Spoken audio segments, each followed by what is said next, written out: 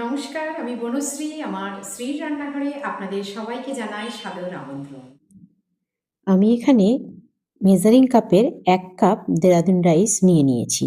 এটাকে আমি জল দিয়ে ভিজিয়ে দেব ০.৫ ঘন্টার জন্য। আর এখানে নিয়ে নিলাম ১ মুঠো কাজু আর ১ মুঠো কিশমিশ। এটাকেও আমি জল দিয়ে ভিজিয়ে নিলাম।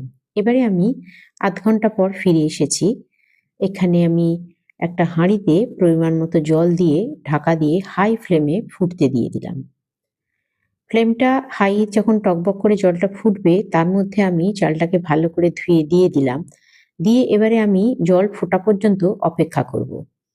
দেখুন জলটা যেই ফুটে গেছে এবারে আমি চালটাও দিয়ে দিয়েছি। এবারে আমি গ্যাসটাকে একদম লোতে করিয়ে দেব। দিয়ে ৪ মিনিট অপেক্ষা করব।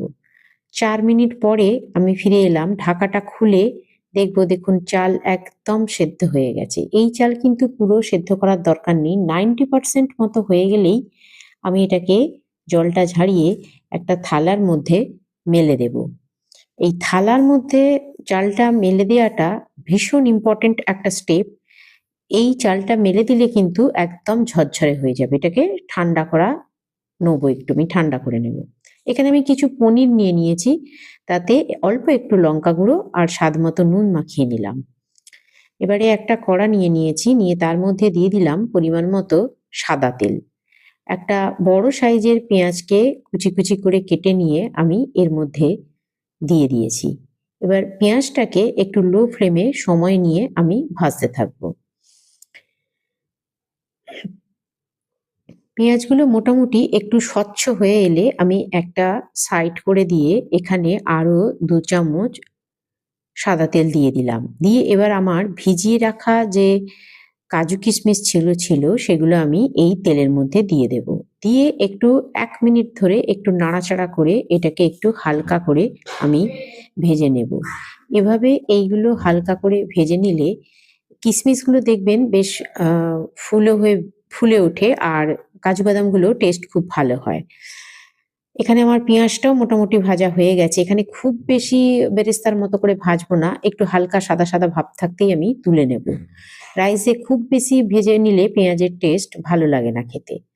এবারে আমি ২ চামচ আরো সাদা তেল দিয়ে ওর মধ্যে দিয়ে দিলাম আমার নুন আর লঙ্কা মাখানো পনিরটা। এবারে ওই পনিরগুলোকেও আমি হালকা করে একটু নাড়াচাড়া করে নিচ্ছি। আচ্ছা, এই পনিরটা কিন্তু আমি ১ কাপ ফুল ক্রিম দুধকে অল্প একটু ভিনিগার দিয়ে আমি ঘরে তৈরি করে নিয়েছিলাম। এভাবে পনির তৈরি করা কিন্তু ভীষণ ইজি। আপনারা চাইলে করে নিতে পারেন। আর এই পনির কিন্তু অন্যান্য যে মিষ্টির ছানা তার মতো অত যত্ন নিয়ে কাটাতে হবে না। এমনি পনিরটাকে হালকা করে ভিনিগার দিলেই কেটে যাবে। আর পরে এটাকে ঠান্ডা করে আপনারা পিস করে নিতে পারেন। আমার পনিরটা ভাজা হয়ে গেছে, আমি তুলে নিয়েছি। আর এখানে দিয়ে দিয়েছি একটা ডিমকে ভালো করে ফাটিয়ে নিয়ে, এবং এর মধ্যে আমি একটু পরিমাণ মতো লঙ্কার গুঁড়ো আর নুন দিয়ে দিয়েছিলাম। দিয়ে ডিমটাকে ভেজে আমি তুলে নিলাম। এবারে আরো ২ চামচ সাদা তেল দিয়ে দিলাম। দিয়ে আমি যে ভাতটা রান্না করে রেখেছিলাম সেটা আমি এর মধ্যে দিয়ে দিলাম। দেখুন ভাতটা একদম ঝরঝরে যে হয়েছিল, আর কিন্তু একটাও একটার সাথে জড়াচ্ছে না। আপনারা কে কোথা থেকে দেখছেন আমাকে অবশ্যই কমেন্টে জানাবেন। ভিডিওটি পুরো দেখার পর ভালো লাগলে একটা লাইক করে দেবেন এবং পাশে থাকা বেল আইকনটি প্রেস করে দেবেন, যাতে আমার সমস্ত রেসিপি আপনার কাছে পৌঁছে যায়। আপনার কোনো প্রিয়জন বা বন্ধুর কাছে রেসিপিটি শেয়ার করে দেবেন, যাতে আপনি আপনার সময় সুযোগ মতো রান্নাটি করার সময় একবার দেখে নিতে পারেন। যদি ইউটিউব থেকে দেখেন তাহলে চ্যানেলটি সাবস্ক্রাইব, আর ফেসবুক থেকে দেখলে পেজটি ফলো করে দেবার অনুরোধ রইল।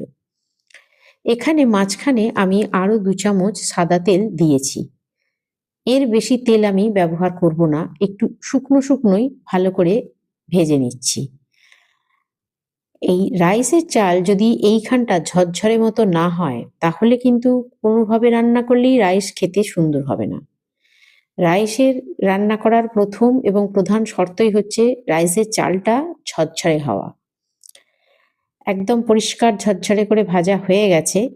আর এখানে কিন্তু আরো একটু তেল দিলে হয় এখন মনে হচ্ছে, কিন্তু আমি দিচ্ছি না। এবারে আমি এখানে এই যে আমার মশলার চামচটা আছে, এই মশলার চামচ মেপে 2 চামচ দিয়ে দেব শাহি বিরিয়ানি মশলা। শাহি বিরিয়ানি মশলাটা অবশ্যই দেবেন, এটা হচ্ছে ভীষণ ইম্পর্টেন্ট। শাহি বিরিয়ানি মশলা দিলে ফ্রায়েড রাইসের স্বাদ অসম্ভব সুন্দর হয়। এটাকে ভালো করে আমি রাইসের সাথে হালকা হাতে নেড়েচেড়ে মিশিয়ে নেব। আচ্ছা, এখানে কিন্তু সবই খুব হালকা হাতে মেশাবেন। এবারে আমি ভেজে রাখা পনির, আমার ডিম আর কাজু কিশমিশগুলো এর মধ্যে দিয়ে দেব এবং হালকা হাতে মেশাতে থাকবো। আচ্ছা, আমি আপনাদের বলেছিলাম যে একটু শুকনো শুকনো লাগছে। এটা কিন্তু এই যে পেঁয়াজ আর কাজু কিশমিশ আর পনিরে যে তেলটা আছে সেটা কিন্তু এই রাইসের মধ্যেই যাবে।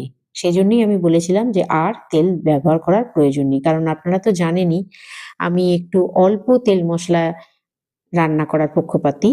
আমি খুব একটা বেশি তেল মশলা পছন্দ করি না, যতটুকু না হলে নয় আমি ততটুকুই দিই। তো সেই জন্য ওই তেলটা কিন্তু এই রাইসের মধ্যে অ্যাডজাস্ট হলো।